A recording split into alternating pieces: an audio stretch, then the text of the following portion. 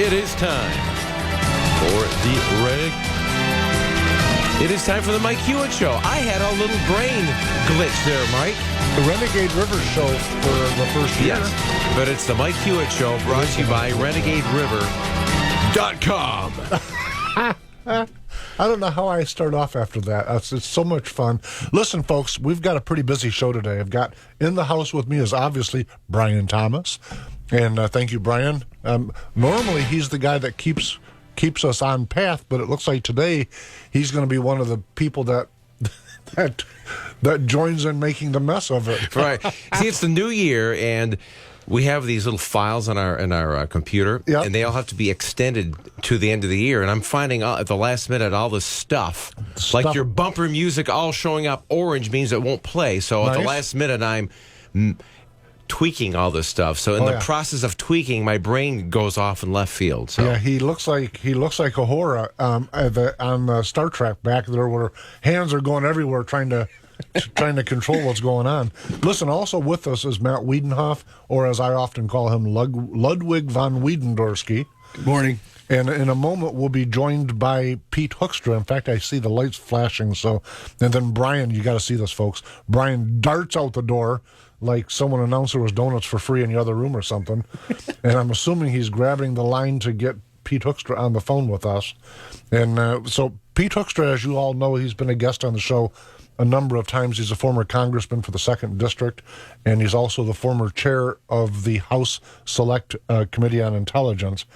And we're going to have him on to discuss an article, frankly, that he wrote, The Evidence Reinforces Carr's Islamic History. Pete, are you with us? I sure am. Good morning. Good morning, Pete. Welcome to the Mike Hewitt Show. It's good to have you on again. Always good to be with you. Thank you. Listen, just to bring you up to speed, we've got Matt Wiedenhoff is riding sidekick with us today as our normal sidekicker, if you will. Jim Riley is, and I don't know why he does this, but he's out west skiing down 2 boards at about 80 miles an hour on the side of a mountain. I've never understood that sport before, Pete. But listen, recently you wrote or took part in writing an article, The Evidence Reinforces Carr's Islamic History.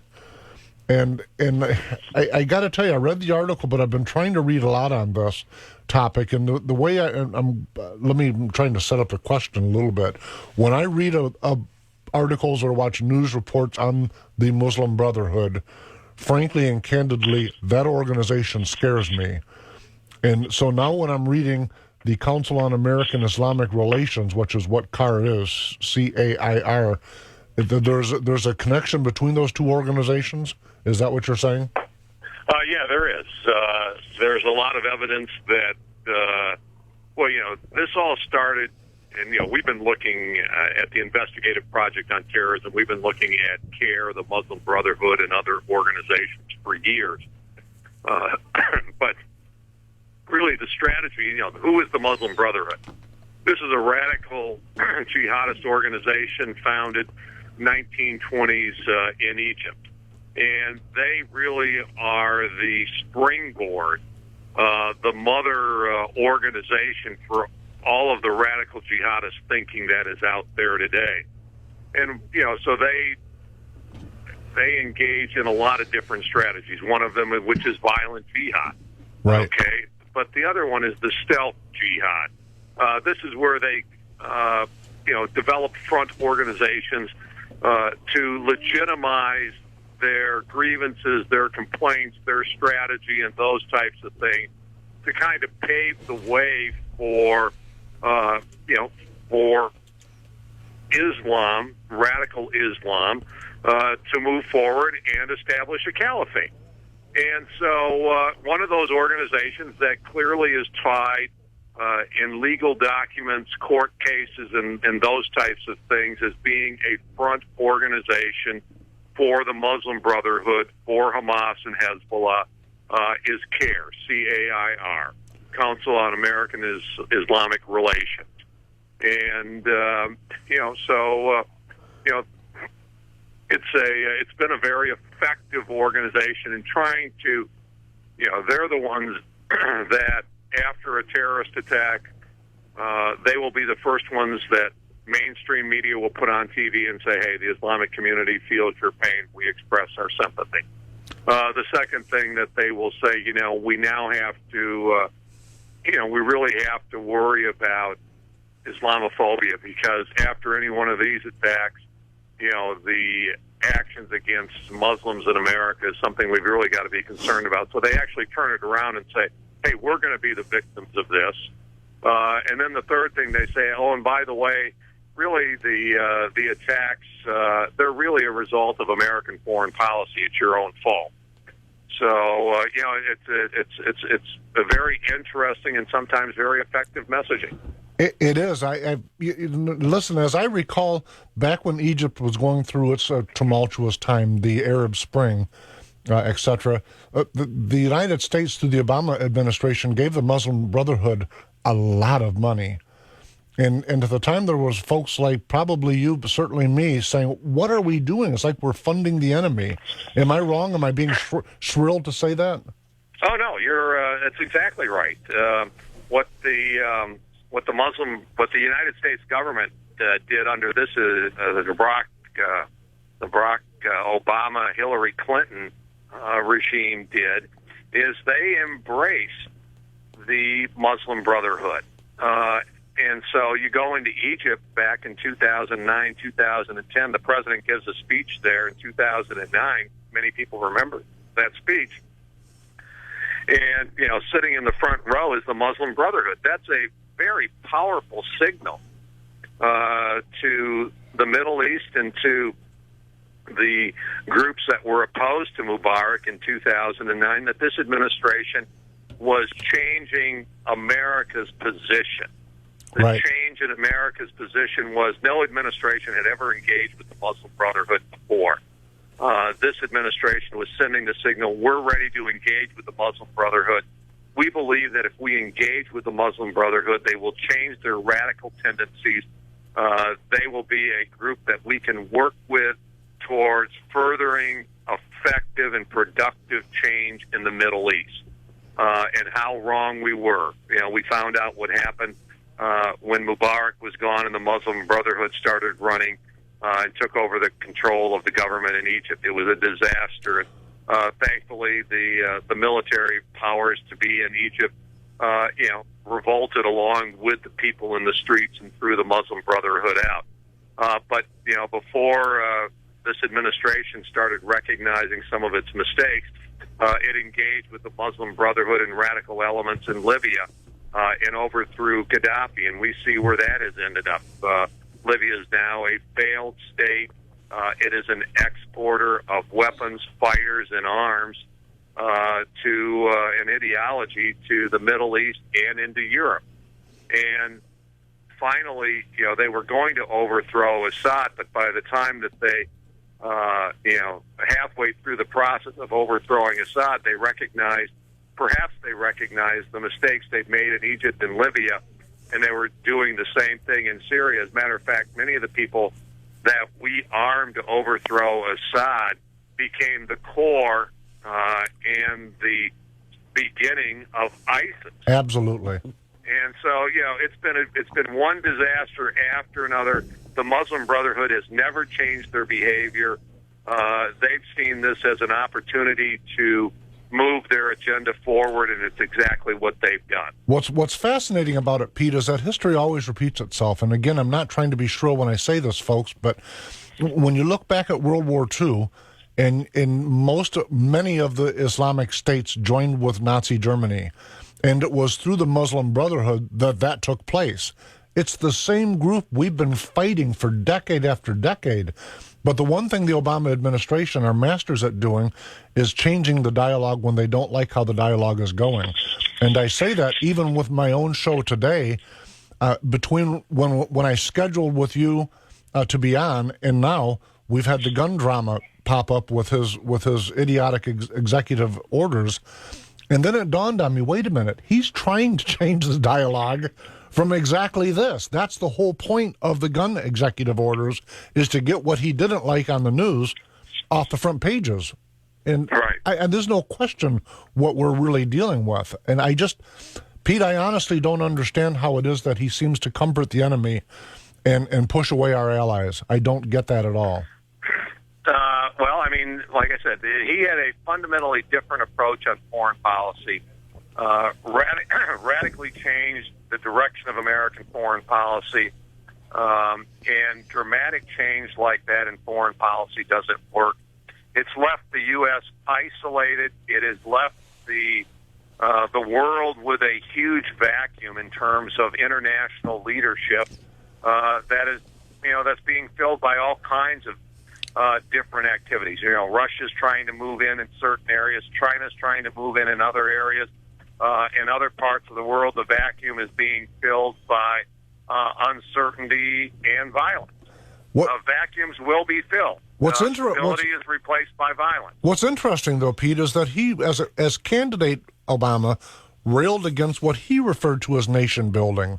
So when I watch him knock down these various regimes, wait a minute, I thought this is what you were against. He just wants to work on different nations rather than whatever he was railing against as a candidate. I think what President Bush and President Obama have both demonstrated is the limit of the extent of how far U.S. foreign policy can be extended. We cannot build nations.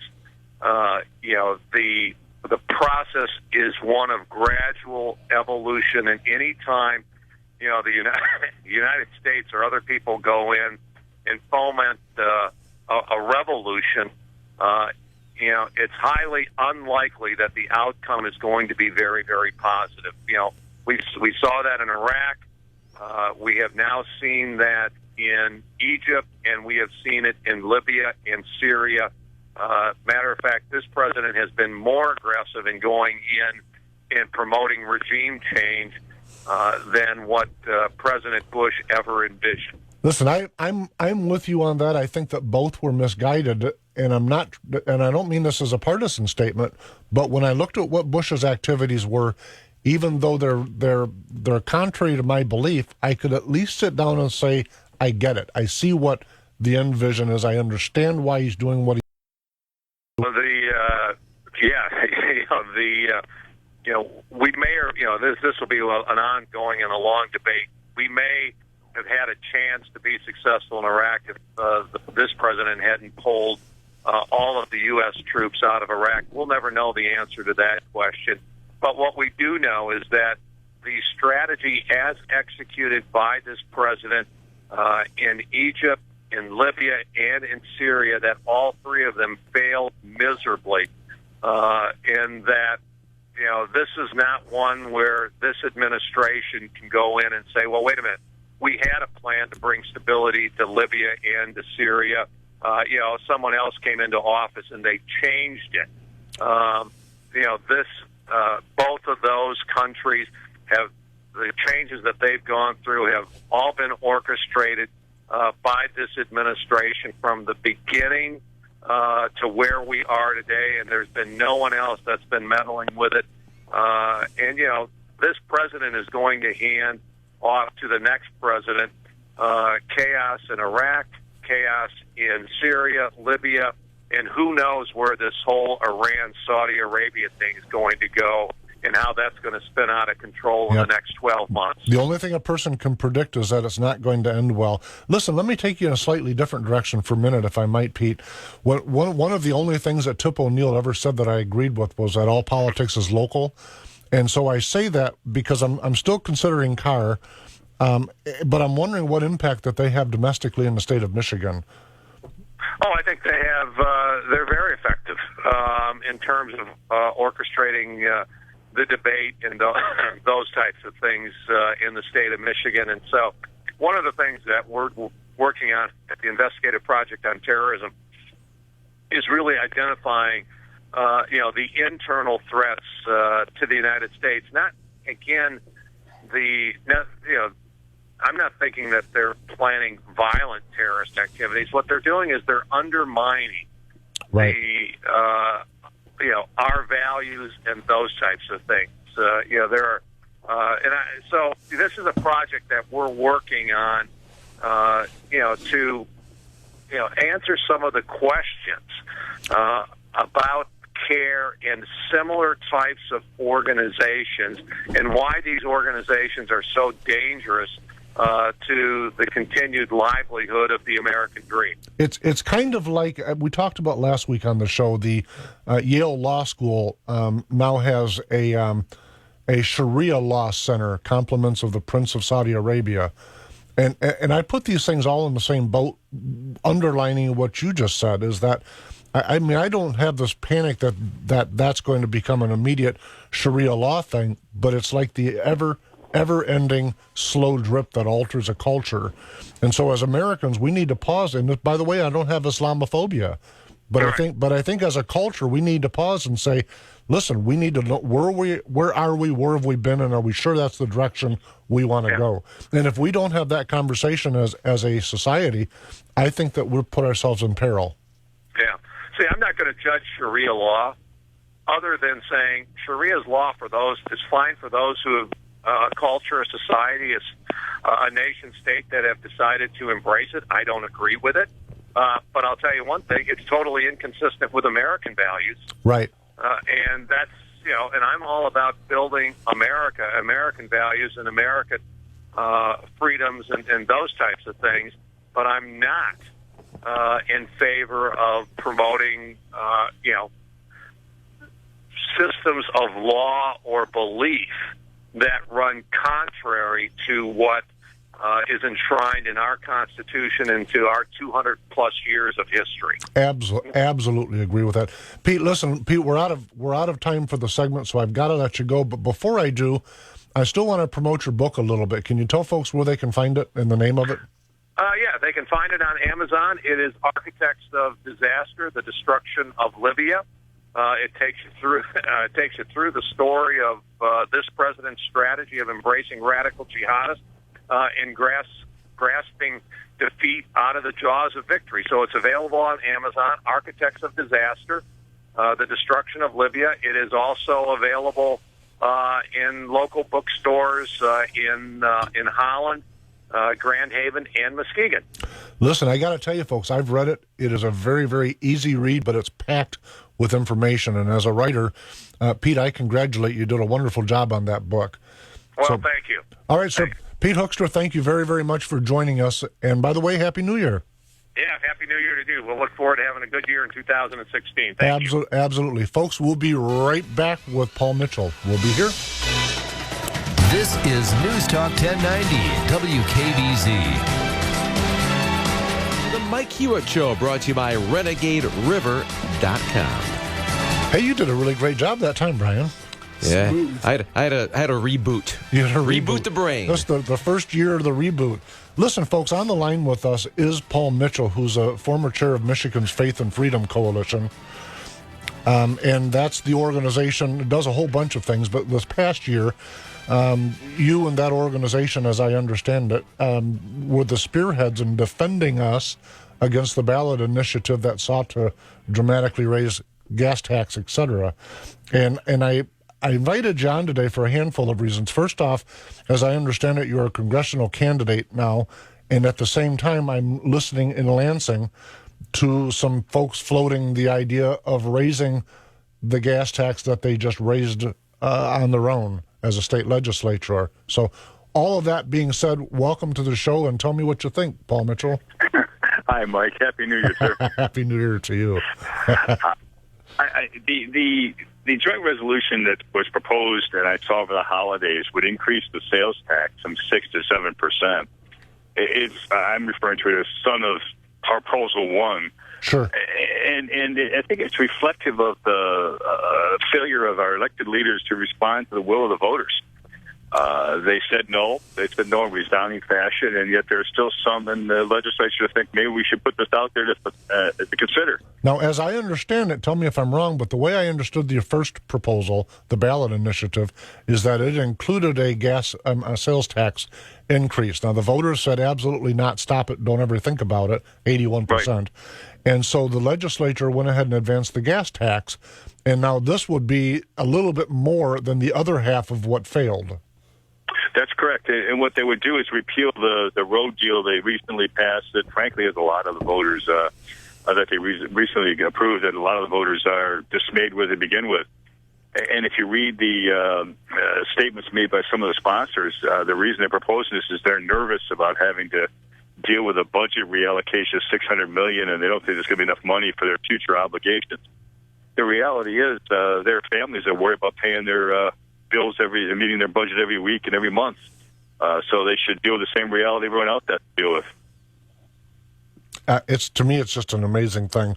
When I look at if you ever, and I bet you've done this, most folks haven't, but if you sit down and look at the state budget and do a line by line, holy moly, it's talk about a trip to Disneyland. It's insane to me. It really is. But listen, rather than me, you're a federal candidate, so rather than me beating you up with the state issues, what do you see is happening on a federal level? Well, I think President Obama and some in Congress are suffering from the same thing we're seeing at the state, which is ignoring the will of the voters, the perspective of the people that elect them. You're well aware, as given your business, that there were more background checks done to purchase firearms on Black Friday than were necessary to arm a Marines and 2 divisions of the United States Army. People believe they need their firearms, yet we have a president that wants to take away those rights or make it more difficult. We're at a time where more people than since World War II, by the way, more so than during the 1950s with the Cold War scare, we're at a time when more Americans, by percentage, do not believe that their government can defend them, while at that same time the government is trying to disarm them. And I got to tell you, I think the latest executive orders, I'm going to talk about it in my coming Enigma report at the top of this, when the third segment of the show. But I think President Obama has used the gun, I think he's orchestrated this gun executive order, not so much to control the gun issue as it was to get the negative news that was beating him up off the headlines for a while. And I say that because when I write down on paper what does his executive order do, it actually doesn't do anything. The numbers of people that are purchasing firearms without a background check at a gun show is so negligible. It's you can hardly divide the number. It's so small. The vast bulk of folks that take a gun to sell it at the gun show that are not already there as federally licensed gun dealers, the vast bulk of those people are selling their guns to federally licensed gun dealers who then use those firearms as inventory and resell them. The math, listen, the math, Paul, is absolutely laughable. So when I look at that, I go, okay, well, what's he really getting at? Because that's not it. The only thing that changes was the dialogue that we were having, which was about terrorism, with him not paying attention, or worse, embracing our enemies. Well, 2 thoughts for you that I think the big risk is for individuals who decide they're going to, like, I decide I'm going to sell a gun to my son and another firearm that I have to a friend of mine. Am I a dealer? And you say to yourself, well, you shouldn't be, but we've seen the laws used by this administration to harass citizens. And that's a real risk, in my opinion. The second thing is you've got this whole thing about the counseling records going into the background check. You've got people, they go to marriage counseling. Does that count? Think about this. I mean, it's not beyond the realm of possible. 80%. I saw a poll over the holidays that 80% of Americans feel that there's a privileged political class that thinks power and influence is theirs. 75% of Americans feel the government is listening to them and doesn't care about their best interests. Exactly what you said. We need to elect people that represent us, that reflect us, and aren't the political class. Hey, Paul, I got a question for you. When we're talking about the mental issue, the mental health, like you said, marriage counseling, do you think this actually prevents people that are gun owners from seeking out counseling, which actually causes greater harm in the mental health area? I think that's a risk, and you can't quantify it till you understand, but it's the risk of abuse of that information. How many people do you know have not gone to counseling of some sort over their life by the time they're age 40 or 50? Are they to be determined to be mentally unfit to have a firearm? California recently advanced some law that would say that if your neighbor or a family member believes that you could be a problem, that they can report you and you'll lose your guns for I think it's 60 or 90 days. And by the way, how many times do you think the state of California will be giving folks their guns back? Right. And I believe that effort out there is a trial balloon for what the federal government would like to do. The problem with it is how many ex-spouses or almost ex-spouses would love to say he or she is a lunatic, come take their stuff from them. And here's the thing: is based on one party's opinion. Right.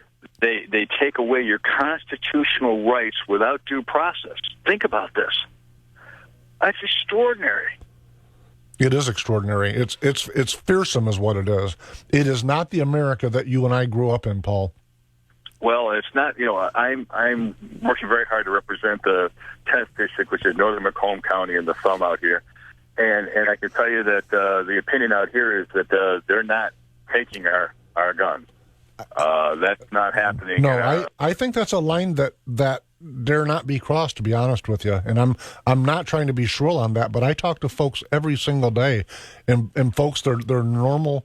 The guys that are anti-gun or that are on the border or don't have a dog in the hunt.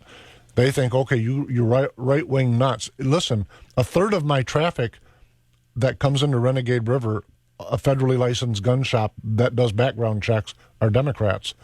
Right. It isn't what the media would have you believe. And by the way, the media is going to be largely focused on, in my Enigma report, it isn't what folks are being told.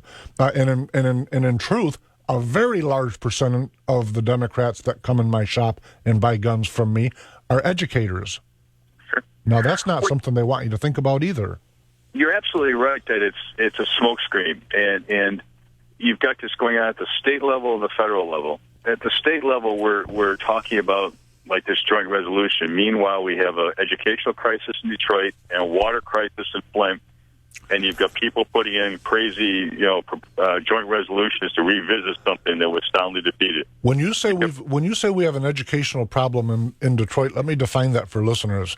The educational results in Metro Detroit are on par with the educational results of Haiti. Yep. I need folks to understand that. Haiti would be the lower spectrum of what we refer to as a third world nation educationally. And most of our inner cities, including Detroit, are on par with Haiti's educational results. Folks, that is beyond alarming. I had a student who lived in the city of Detroit, and she went to a different school by school of choice, and she was threatened by her mother if she skipped another day of class or didn't get a C or better average, she was going to Detroit Public Schools. That was the threat. That was the threat. That's a tough threat.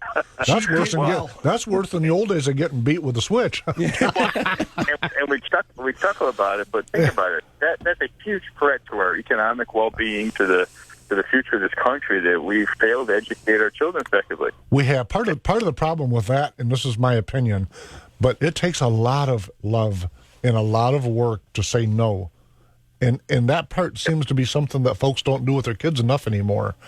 I mean, tell my daughters when they were growing up, no, it was like everyone else's kids do that. Well, you know what? I only got 4 daughters, and the answer is no. And it would have been a lot easier to say, yeah, go ahead, leave me alone, I'm watching TV. Sure. Well, meanwhile, as you noted earlier, you have the President of the United States talking about tweaking the gun laws, and you've got a regional war unfolding in the Middle East between the Sunnis and Shiites, with a potential for massive civilian death there. And he wants to talk about our domestic violence issue? That, by the way, that he was largely instrumental in causing in the Middle East. Is he going to send John Kerry over to Korea to talk about a reasonable nuclear program now? I hope like not. Iran? He'd get a hangnail and demand another Purple Heart so he could throw it over the fence. I mean, what kind of... We have no leadership in the White House, and we need stronger leadership in Congress if we're going to right this ship. Absolutely. Listen, I'm one of those folks, though, that believe that the representation we have is what we get. It's what we've asked for. And I say it that way because I really think the American citizens our society in total needs to have a long look in the mirror and say, what are we really doing here, folks? I really believe that. It's like Ted Kennedy. The guy murders a woman, a pregnant lady, and they reelect him for 3 decades. We if we don't like our representation, we're the ones that put them there. And I say it that way because I hear a lot of populist rhetoric about, throw out Congress or do this or do that. And if we threw them all out, we'd reelect a batch identical to them. We need to have a long look in the mirror, and I passionately believe that. Well, I think we were successful in Proposal 1, if you recall. Yep, we true. get 25% of the voters out on a special election, which is a historic number, to weigh in and express their opinion on that incredibly poor idea. And then the legislature said, well, what they really meant is, you go, well, no, 81% said no. That's what they really meant. People don't agree with everything Trump says. They don't believe it's all doable. But the reality is the response you're seeing to Trump is at least they believe they're telling him straight what he feels. He tells them straight what he's going to pursue. And here's the thing I think we can't neglect. They believe he'll punch the bully in the nose. Right. And I think he will, by the way. I do, too. I'm not necessarily a Trump supporter. If he were our nominee, I wouldn't tear up and be afraid. I've endorsed Cruz. All of that said, I think that the folks that support him have some very valid reasons that begin with what you just articulated. Well, I think the reason people support Cruz as well is because same thing. He'll stand up. Right. It's time. We get to the point where those folks will come out to the meetings. I remember in the Tea Party meetings in 2010, most of the elected leadership, both in Lansing and in D.C., would come to all the Tea Party meetings and do what I call throw out red meat. Fiscal conservative, we need to do this, that, and the other thing. And then they went and they did categorically the exact opposite. And I'm going, who are you people, and what happened to the people that came to our meetings?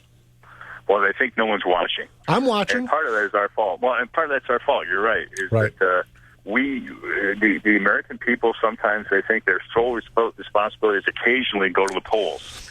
And that's not going to change the direction of this country. It gets worse than that. I saw a legislator that got primaried in the last run.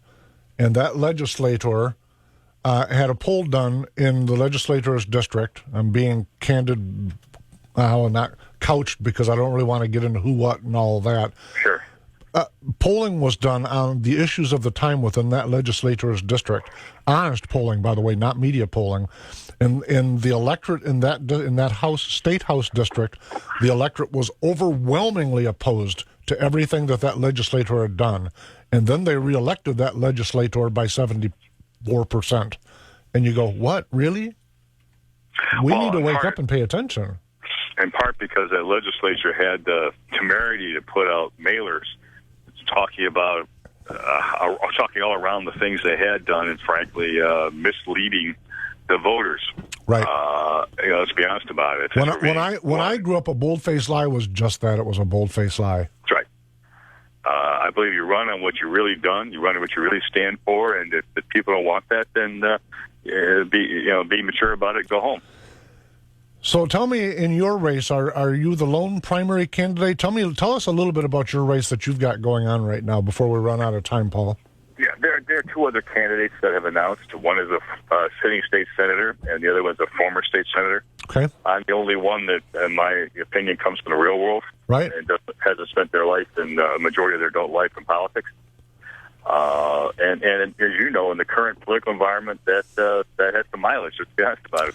I asked it that way, kind of, and I'm out of time on the segment, Paul. But I get to conclude by saying I know all 3 of the people. I've watched all 3 work, and this is not a disparaging statement against the other 2, but on a personal basis, I've endorsed you, and I've done that because I watched how you work, and I appreciate it. It was refreshing. Well, thanks very much, Mike. I appreciate it, sir. How can folks find your campaign on the internet, sir? They look for Paul Mitchell for Congress. They'll find it there. And the Facebook page is Paul Mitchell for Us. And it's pretty simple to find. It's not the hair care guy. Right. There you go. That's the one I keep. Whenever I Google, I go, the hair care guy again. Come on. Exactly. So neither one of us, you or me, have that kind of good hair. So no, we don't. No, you're right. Paul, Happy New Year, and thank you very much for joining us today. You too, anytime. Take care. Folks, we'll be right back with an Enigma report. And now we return to the Mike Hewitt Show, brought to you by RenegadeRiver.com. And now, the Enigma Report. It's a little subdued. Let me tell you, folks, I think most folks think that the Enigma Report, because I own Renegade River, which is a federally licensed gun store, is going to be about the firearms industry and the changes that President Obama made. But we're going to touch on it a little bit, but you know what? That's not the focus. I have to ask you folks a question because it truly is an enigma to me. When you consider America, if you're some of the folks that think of America as exceptional, and by the way, and if you're not, both groups, please listen for a minute and ask yourself honestly. Get the mirror in front of you. Look yourself in the mirror and ask yourself, when is America great? When does it lead? When is America successful? Is America defined by its leadership? No. America, if it's exceptional, if there have been moments in its history when it was exceptional, it wasn't because of a Bush or an Obama or a George Washington or anyone in between. It was because of the American citizen. It was because of you.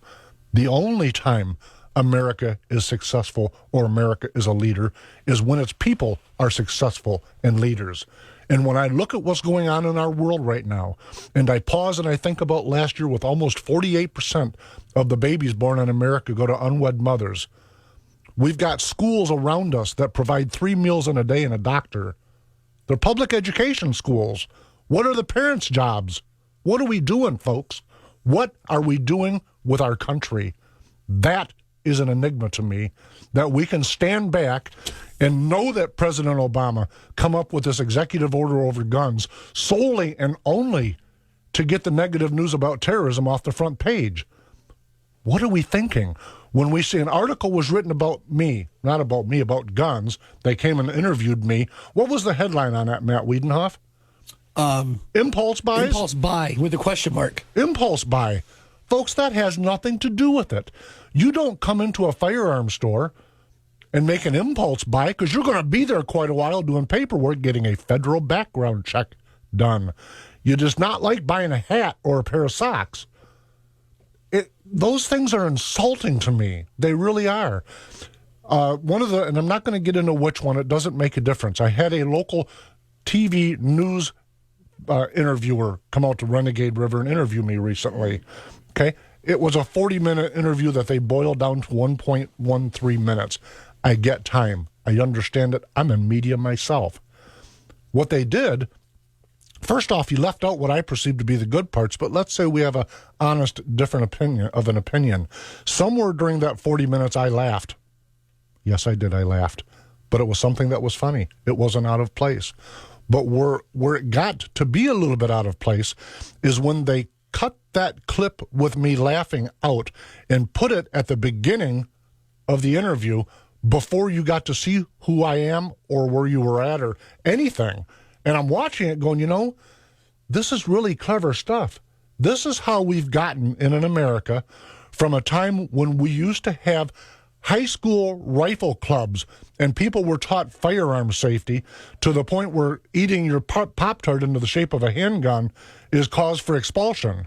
Folks, something's going on in our country and it's not good. You have got to go Google The Man in the Mirror. Okay, look at that poem for a moment. Grab a mirror and look yourself in the mirror and ask yourself, am I doing my part? Am I embracing civic duty? Remember, Matt, a couple weeks ago when I read the quote from JFK? Mm-hmm. It was about making sure that you're trained with your firearm. It was about making sure that you were ready to defend yourself, your family, and your country. John F. Kennedy, not some right-wing Tea Partier. Folks, we're not center-right, center-left. We're off target. We are flatly out of control is where I believe we are. Imagine 47, almost 48% of the babies. By the way, they're not teen pregnancies, folks. These are women that are in their 20s and 30s that are making this choice. And I go, okay, I can set that aside for a minute. It's a life choice. Didn't you know that? It's a life choice to raise your child without a complete family. By the way, I don't want to be a hypocrite. I was a single parent for a number of years. It wasn't a life choice. I get that sometimes in the course of life happens. I get it. Not half of America. It's not sustainable. Start doing get your Google out and start looking at the single parent rates of those folks that are sitting in federal and state jails. And ask yourself, who steals guns? Statistically, who steals guns? Statistically, who does drugs? Statistically, who engages in prostitution? Statistically, who thieves from their parent or parents? Statistically, okay? Who needs to go to school and have 3 meals served to them by somebody working their butt off 3 states away with taxes? That's what I'm talking about, okay? What kind of society do we have where these things are considered normal? They're not sustainable. They aren't. President Obama with the gun thing. Do you have any idea how small the numbers are of folks that buy firearms from gun shows without a background check? Let me tell you how it typically works, okay? Almost all of the booths at a gun show are federally licensed stores that are there to do retail business and must, by federal law, do a background check. You will see folks walking around with a rifle or something on their back that says for sale. Almost every one of those firearms are sold to a federally licensed store that buys it for inventory and resells it and does a background check. We are talking about a number that is so indivisibly small that you have to pause and go, obviously that's not what he's doing then. He knows these numbers as well as anybody else does. What's he really doing? Well, let's pause and think about it for a minute. He's defined that if you sell 2 or more firearms in a calendar year, you must seek a federal firearms license. I say, well, okay, I don't agree with that, by the way. I think that's an infringement on your Second Amendment, but we have a difference of opinion. Let's say the majority of people agree with it. Okay, how do they do that? How do they go around? How do they police that? What's the action that allows them to police it? Let me help you. It's a national firearms registry. Okay? Now, do you think it's a good idea? By the way, there are some people listening, I know this, that are nodding up and down thinking, yeah, that's a wonderful idea. I don't think it's a good idea that you register that I have the firearm I got from my dad, who got it from his dad, who bought it in the 1920s without a firearms background check, by the way. And during that period of time, it shot a lot of cans and paper plates. Okay, do I need to register that in a national registry? And then I go, okay, well, why?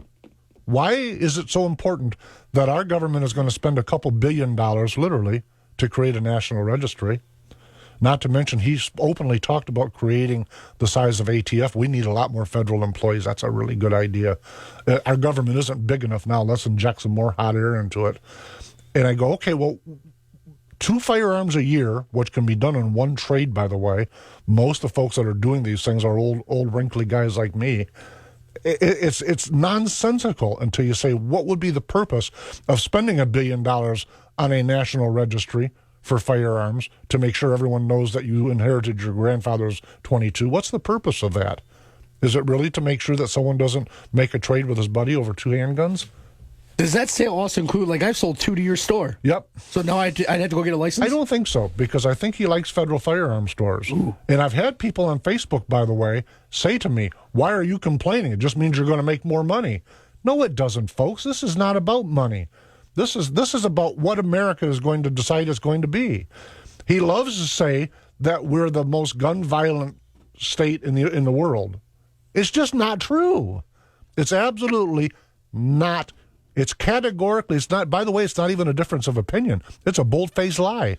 And an interesting part, before you go there, Matt, an interesting thing, let's compare us to Russia. Normally the uber left, and I'm not talking about your average Democrat walking down the street. I'm talking about the uber left that would like a national gun registry. Okay, I'm talking about President Obama. Normally those folks love to look at European countries, like, let's look at Russia, where their violence, death by violence rate was 5 times that of the United States. And so how did President Putin handle that? Last year, he enacted some laws that allowed people to conceal carry firearms, to protect themselves from people that were beating their brains out with baseball bats. Can we wake up and take a long look at ourselves and say, how come it is that we had a society without mass murder by firearms, even though they did burn schools down with dynamite? Let's not talk about that because that's outside of the dialogue. How come it is when we trained all the people to not call guns taboo, we didn't sensationalize them and have cable TV spill their face and name across the airwaves for 3 or 4 days? Before that, when guns weren't taboo and you had a range in the basement of the high school, we didn't have this. The more we tighten it up, the more unscrewed it gets. Oh, no, I asked you about that last night, too. Hey, how many shootings happened at school when they allowed these things? Is that why maybe they stopped allowing these things? You told me no. I'm like... The next generation older than me jokes when they come to the shop. And the shop is in Nunica now. For several years it was in Spring Lake. And I say that just so you know the geography I'm talking about. They joke about how the school bus used to look like a pipe fitters convention. Because when it went by you, all you could see was barrels of firearms in the windows of the school bus. School bus, not Pop-Tarts. We're talking about shotguns and rifles. Because when they got to school, they would, depending on what school they were attending, they'd take their firearm to either the principal's office at one of the schools, the other one went to the shop teacher. By the way, folks, we don't teach shop class anymore. Think about that. 95% of our curriculum is for college preparatory courses. Colleges say that our young students are not ready for college, and we're not teaching trade at all. Are we surprised with the results we're getting yet? Let's defy common sense for as long as we can and see if we still have a union of states when we're done. It's just as an amazing thing to me. But no, to answer your question, that pipe fitter convention, which was the school bus, those folks would take their firearms to school, and if they weren't involved in some kind of training exercise at school, when school was over with, they'd go get their gun and they'd go hunting. It was an American tradition, and there was no mass murders with firearms, even though there was a dynamite guy, and there was a guy out in San Francisco with 2 big old butcher knives. But let's not talk about those things because they don't fit this way the way the media wants to portray it. Just like the 2 news reports I was involved in. I was only involved in 2 news reports, and both of them were grossly biased.